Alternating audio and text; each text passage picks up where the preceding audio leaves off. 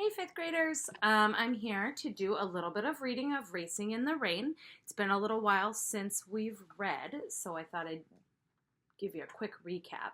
In the last chapter that we read, well, in the last few pages that we read, Eve, Zoe's mom and Denny's wife, is very sick. She's got some kind of cancer, and she's living at home at her parents' home while she's sick in a hospital bed.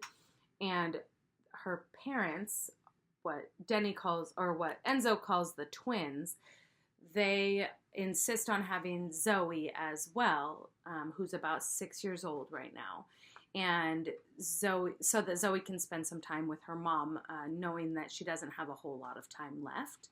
So the last we left them, Denny was late to pick up Zoe from ballet class, and Trish, the grandmother of Zoe, was pretty upset with him that he would be so irresponsible and not pick her up on time and leave her sitting outside on the curb. It wasn't necessarily Denny's fault because he had a car breakdown, so there was an explanation. It still wasn't quite fair that she had to sit outside, but Trish was not real happy and kind of scooped Zoe up and put her in the car and drove away. So that's the last that we heard. We're going to read today chapters 24 and 25, and I'm hoping that, and I'm thinking that these two chapters would be a little more lighthearted, not quite as heavy as we've been listening lately. So here we go. For those of you following along, I'm on page 114, chapter 24. In February, the black pit of winter, we went on a trip to north central Washington to an area called Mythow Valley. It is important for the United States citizens to celebrate the birthdays of their greatest presidents, so all the schools were closed for a week. Denny, Zoe, and I went to a cabin in the snowy mountains to celebrate. The cabin was owned by a relative of Eve's whom I had never met. It was quite cold, too cold for me, though on the warmer afternoons I enjoyed running in the snow. I much preferred to lie by the baseboard heater and let the others do the exercises, skiing and snowshoeing and all of that. Eve, who was too weak to travel, and her parents were not there, but many others were, all of whom were relatives of some kind or another. We were only there, I overheard, because Eve had thought it was very important for Zoe to spend time with these people, since she, Eve, someone said, would die very soon. I didn't like the whole line of reasoning. First, that Eve would be dying soon, and second, that Zoe needed to spend time with people she had never met because Eve would die soon. They might have been perfectly pleasant people in their puffy pants and fleece vests and sweaters that smelled of sweat. I don't know, but I wondered why they had all waited for Eve's illness to make themselves available for companionship. There was a great many of them, and I had no idea who was connected to whom. They were all cousins, I understood, but there were certain generational gaps that were confusing to me, and some of the people were without parents, but were with uncles and aunts instead, and some might have just been friends. Zoe and Denny kept mostly to themselves, but they still participated in certain group events like horseback riding in the snow, sledding, and snowshoeing. The group meals were convivial, and though I was determined to remain aloof, one second, Nelson.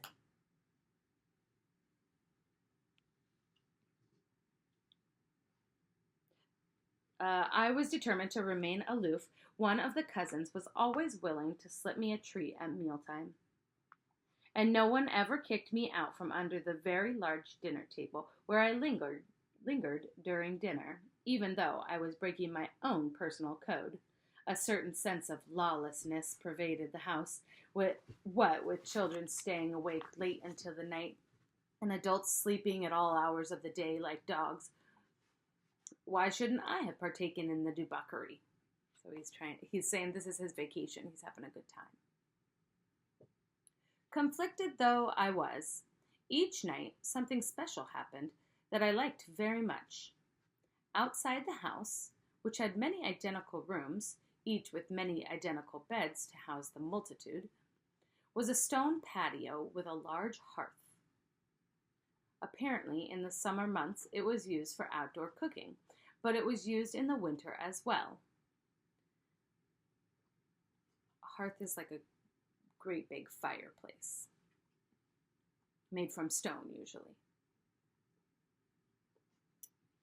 I didn't care for the stones, which were very cold and were sprinkled with salt pellets that hurt when they got wedged between my pads.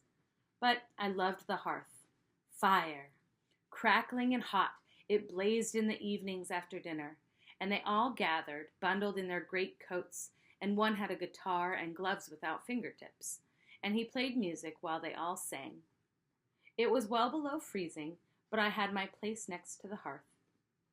And the stars we could see, billions of them, because the night was so intensely dark, and the sounds in the distance, the snap of a snow-burdened tree giving way to the wind, the barking of coyotes, my brethren, calling each other to hunt. And when the cold overpowered the heat from the hearth, we all shuffled into the house and into our separate rooms, our fur jackets smelling of smoke and pine sap and flaming marshmallows. At the end of the week, everyone had settled into their routines. Certain cousins went skiing, others to the snowmobile park, and so on. Denny and Zoe preferred to go on leisurely snowshoe walks together, and they always took me. They had purchased little dog booties for me at the local lodge, and though I felt them unbecoming for a durable dog such as myself, I appreciated that they protected my paws from freezing and getting cut from the rough snow and frozen branches that lay hidden underneath. On the final day of our stay, we went for a special walk at a place called Sun Mountain, which we drove to in Denny's car. It was a bit far and tricky to find. Some of the cousins drew a map for Denny, but it was supposed to be a spectacular and glorious walk with tremendous views all around the valley. We began our walk easily enough, finding the small parking lot, bundling up, strapping on our shoes and heading off down along a low trail. The area was quite remote and didn't seem to have been traveled recently, and so our isolation was somewhat idyllic. Eventually, the path began to a switchback pattern and climbed a low mountain. It leveled off and then began a switchback again. Higher and higher we climbed, and yet, since we were in a thick forest and entirely surrounded by trees, we had little sense of our altitude. Up and up we climbed, deeper and deeper into the woods, until we were quite exhausted. "We should be getting close," Denny said to us, but he seemed unsure. "I'm tired," Zoe complained.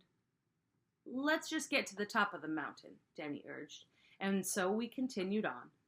When we finally reached the mountaintop, it was all that Denny had hoped for. The view was stunning, as we could stand in one spot and turn completely around to the entire Methau Valley spread out below us. But there was little time for enjoyment. In the distance, we could see very dark clouds growing, blotting out more and more of the sky as we watched. And Zoe was crying softly, her face etched with pain. "What's wrong, honey?" Denny asked. "My toes won't move," she said. "Sure they will," he said. "Just wiggle them."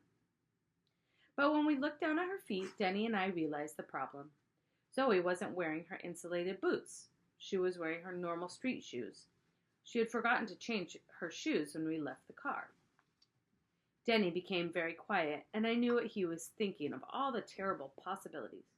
Frozen toes, frostbite, chilblains. And he was likely probing his own mind for wilderness survival tips he picked up along his life's journey. Suddenly, he swooped Zoe into his arms and headed off down the hill. It was not an easy trip down a steep and snowy, little-used path, but Denny was determined to get his daughter to safety. Down we plunged into the valley, as the sky above our heads grew more ominous and Zoe's face registered the pain, though her words did not betray her. When we reached the car, Denny started the engine right away to get the heat going. He peeled off Zoe's shoes and she cried out. "That's good," he said. "If they hurt, that's good. That means they're going to be okay." We drove the rest of the way down the mountain in great haste, and dangerously so, as the car slipped mightily on the hard-packed snow. When we reached the main road, which was bare and wet, Denny hesitated. To get us back to the cabin, he should turn north, but he turned on his blinker for a right-hand turn, which was south. "Chelan has a hospital," he said, explaining to me his actions. So we turned south towards Chelan. Chelan's a real city in Washington State, by the way. I waited in the car while Denny rushed Zoe into the emergency room. It was my lot to wait in cars outside emergency rooms, I suppose. I'm not sure what good I would have been inside anyway, so I waited and I watched as the dark storm clouds first engulfed the entire sky, then began to pelt our car with freezing rain, the likes of which I had never experienced. It was frightening. The force of this storm, with its high winds and icy bits of hail being flung about, I feared for my own life, being locked in the car as I was. After they had been in the hospital for over an hour, suddenly Denny emerged carrying Zoe. They ran to our car and opened the door.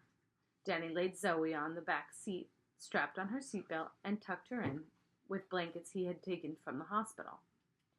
Her feet were covered with many layers of socks, so they looked oversized and incapable of carrying her.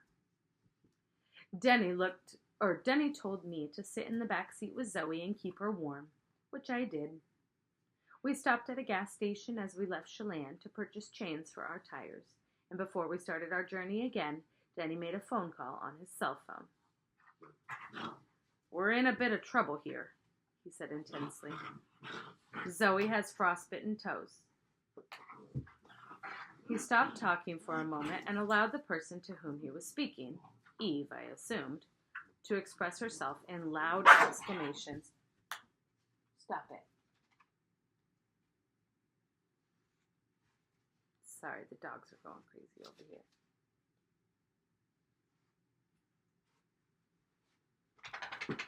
"Please listen," he said. "She's going to be fine.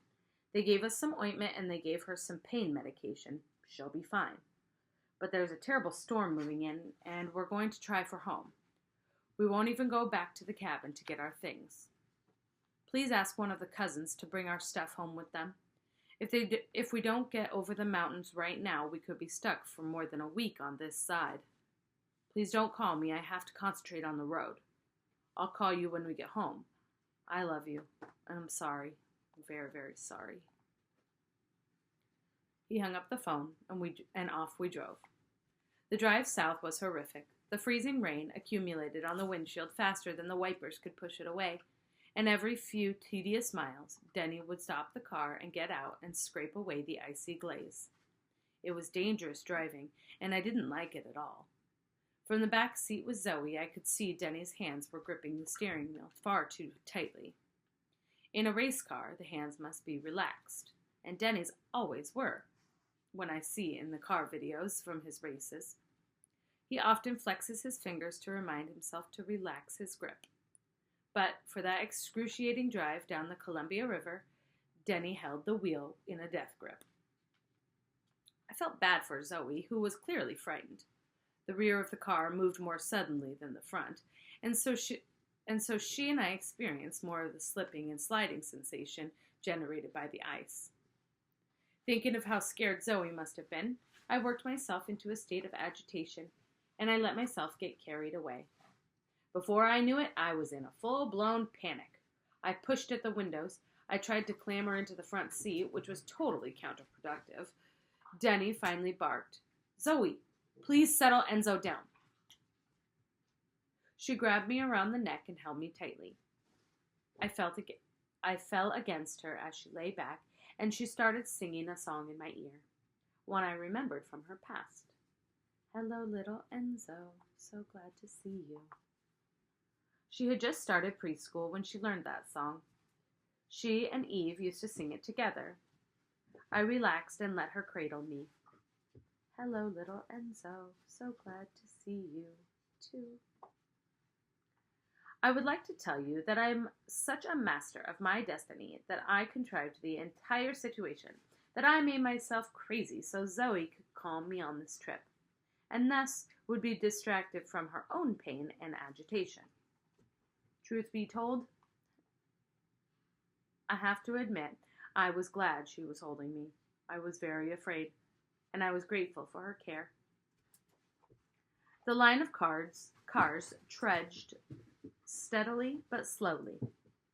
Many cars were stopped on the side of the road to wait out the storm.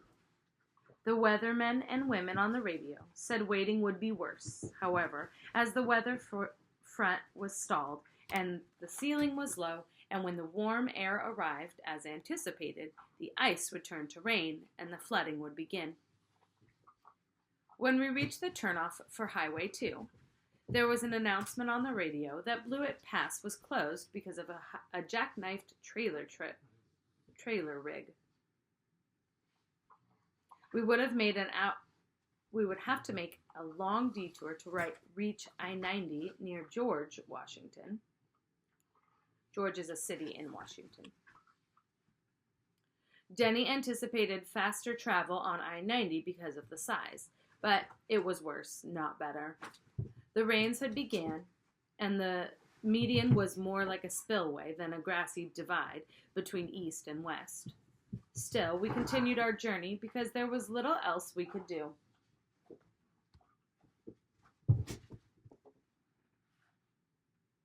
After 7 hours of grueling travel and still 2 hours away from Seattle in good driving weather, we stopped at a McDonald's and Denny purchased food for us to eat.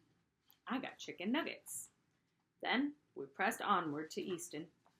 Outside Easton, where snow was piled on the side of the highway, Denny stopped his car alongside dozens of other cars and trucks in the chain-up area, and we ventured into the freezing rain.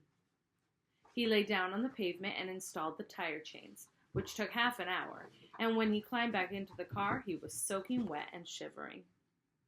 They're going to close the pass soon, Denny said to me and Zoe. That trucker heard it on the radio. It was nasty and horrible. Snow and ice and freezing rain. But we pushed on, our little old BMW chugging up the mountain until we reached the summit where they have the ski lifts, and then everything changed. There was no snow, no ice, just rain. We rejoiced in the rain. Shortly, Denny stopped the car to remove the chains, which took another half hour and got him soaking wet again. And then we were going downhill.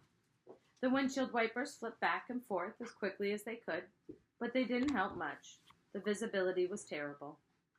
Denny held the wheel tightly and squinted into the darkness, and eventually reached North Bend, and then Issaquah, and then the floating bridge across Lake Washington. It was near midnight, the 5-hour drive having taken more than 10, when we finally pulled into our driveway at home. 10 hours in those conditions.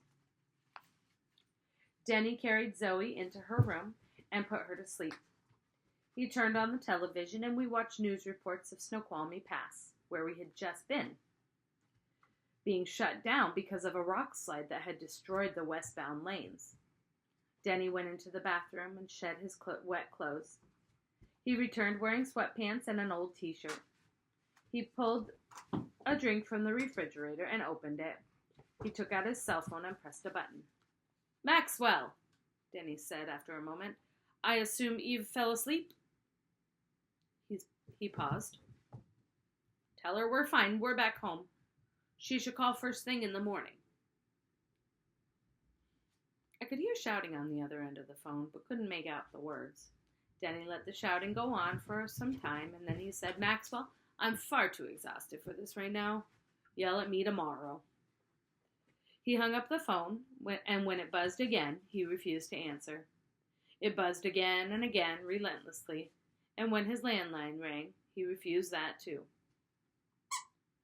He didn't even get under the covers. He lay back on his bed, his knees hanging over the end, and his feet dangling to the floor, and he fell into a fast, long sleep and didn't wake until morning. Sorry about the pups going crazy over there. I didn't know they were so hyper. I thought they'd take a nap. All right, here we are on chapter 25. Hopefully less stressful chapter. Chapter 25. That year, we had a cold spell in each winter month. Then, when the first warm day of spring finally arrived in April, the trees and flowers and grasses burst to life with such intensity that the television news had to proclaim an allergy emergency. The drugstores literally ran out of allergy medicine. But while the rest of the world was focused on the inconvenience of hay fever, the people in my world had other things to do. Eve continued with the unstoppable process of dying. Zoe spent too much time with her grandparents, and Denny and I worked trying to ease the pain we felt in our hearts. Still, Denny allowed for an occasional diversion, and that April, one presented itself. He had gotten a job offer from one of the racing schools he worked for. They had been hired to provide race car drivers for a television commercial, and they asked Denny to be one of the drivers. The race course was in California, a place called Thunder Hill Raceway Park. I knew it was happening in April because Denny talked about it quite a bit. He was very excited, but I had no idea that he planned to drive himself there, a 10-hour trip. And I had even less of an idea that he planned on taking me with him. Oh, the joy! Denny and me and our BMW driving all day and into the evening like a couple of banditos running from the law. Like partners in crime. It had to be a crime to lead such a life as we led. A life in which one could escape one's troubles by racing cars. The drive down wasn't very special. The middle of Oregon is not noted for its scenic beauty, though all other parts of Oregon are. And the mountain passes in Northern California were still somewhat snowy, which made me nervous. Luckily, the snow of this Siskiyous was confined to the shoulders of the highway, and the road surface was bare and wet. And then we fell out of the sky and into the green fields north of Sacramento. The track was relatively new and well cared for. It was challenging with twists and elevation changes and so much to look at. The morning after we arrived, Denny took me jogging. We jogged the entire track. He was doing it to familiarize himself with the surface. You can't really see a track from inside a race car traveling at 150 miles per hour or more. So you have to get out and feel it. Denny explained to me what he was looking for. Bumps in the pavement that might upset one's suspension. He touched the pavement at the midpoint of the turns and felt the condition of the asphalt. Were the small stones worn smooth? Could he find better grip slightly off the established race line? And there were tricks to the slope of certain turns. Places where the track appeared level from the inside of the car, but were actually graded ever so slightly to allow rainwater to run off the track and not puddle dangerously. After we had traveled the entire track, we returned to the paddock, the infield of the track, where the cars get worked on. 2 large trucks had arrived. Several men in racing crew uniforms erected tents and canopies and laid out an elaborate food service. Other men unloaded 6 beautifully identical Aston Martin DB5 automobiles, the kind made famous by James Bond. Denny introduced himself to a man who carried a clipboard and walked with the gait of someone in charge. His name was Ken. "Thanks for your dedication," Ken said. "But you're early." I wanted to walk the track, Denny explained. It's too early for race engines, he said. But you can take your streetcar out if you want. Just keep it sane. Thanks, Denny said, and he looked at me and winked. We went over to our crew truck, and Denny caught the arm of a crew member. I'm Denny, he said, one of the drivers. The man shook his hand and introduced himself as Pat. I'm going to take my BMW out for a few easy laps. Ken said it would be okay. I was wondering if you had a tie-down I could borrow. What do you need a tie-down for? Pat asked. Denny glanced at me quickly, and Pat laughed. Hey, Jim, he called to another man. This guy wants to borrow a tie-down so he can take his dog for a joyride. They both laughed, and I was a little confused. I have something better, the gym guy said. He went around to the cab of the truck and returned a minute later with a bed sheet. Denny told me to get in the front seat of his car and sit, which I did. Hey!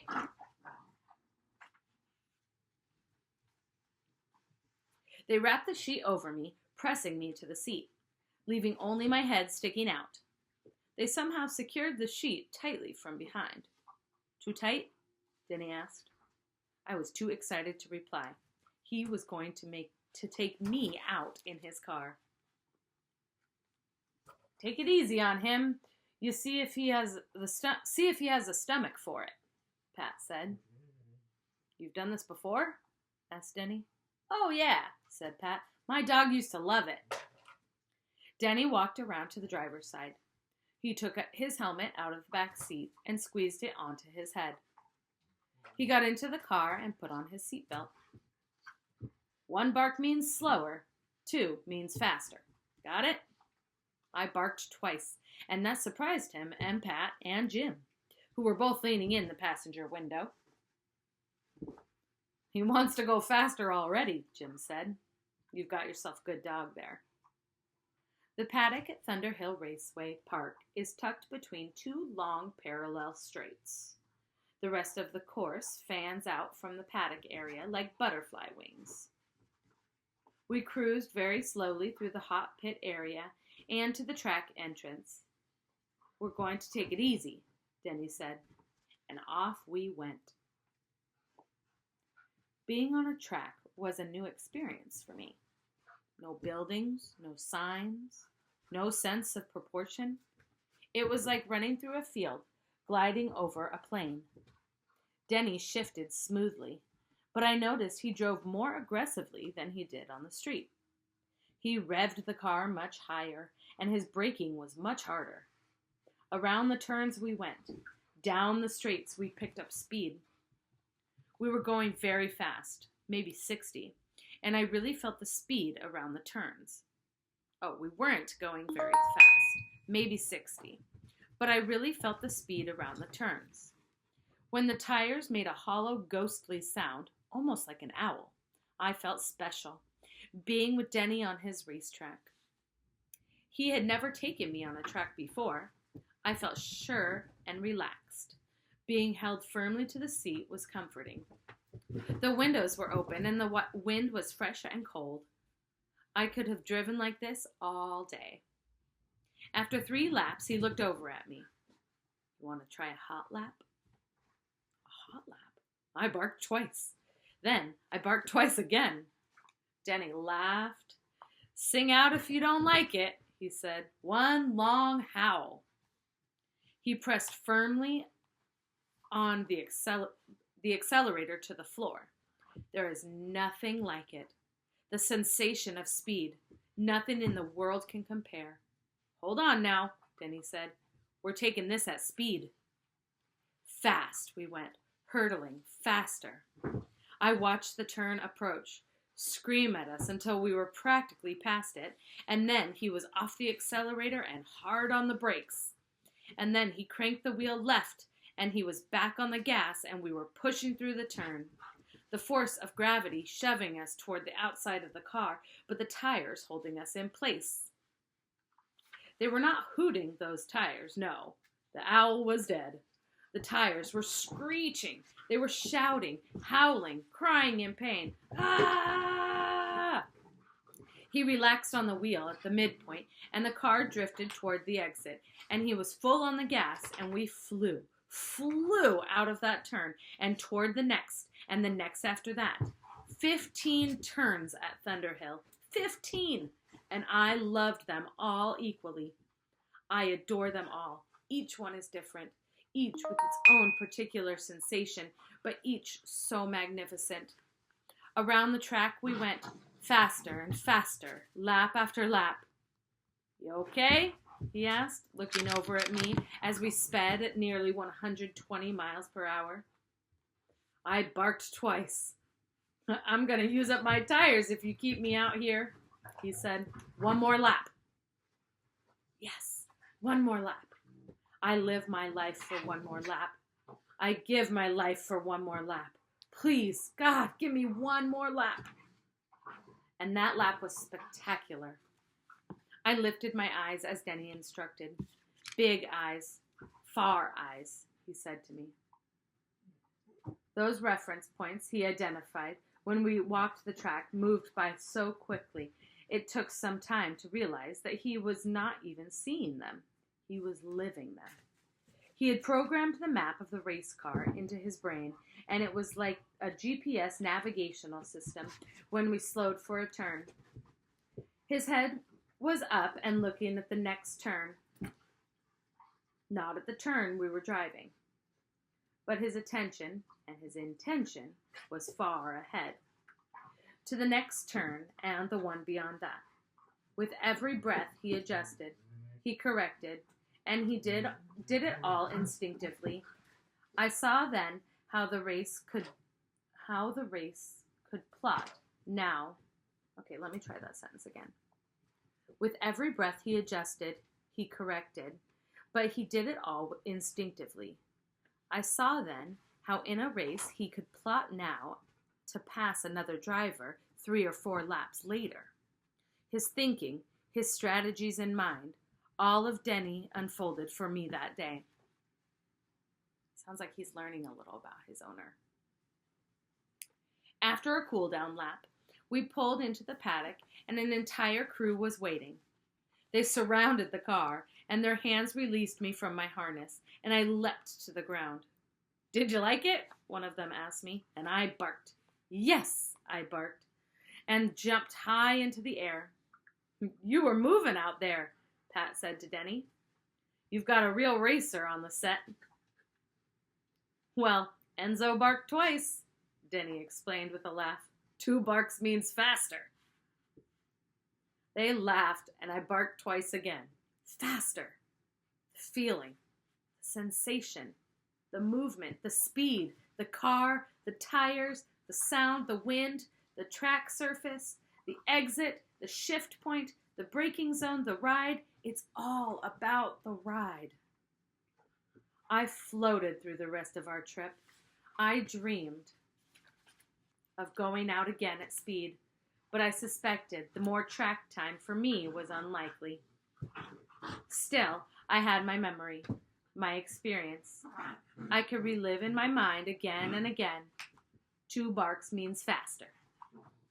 Sometimes, to this day, in my sleep, I bark twice because I'm dreaming of Denny driving me around Thunderhill, and I bark twice to say faster. One more lap, Denny. Faster. And that's the end of chapter 26. I told you it would have a good ending. I really apologize for my pups being all crazy while we were reading. Hopefully they weren't too distracting. We'll pick up on chapter 26 on Thursday, and we'll probably read through chapter 28 or 29. And we're about halfway through the book now. See you guys tomorrow on our Zoom. Bye.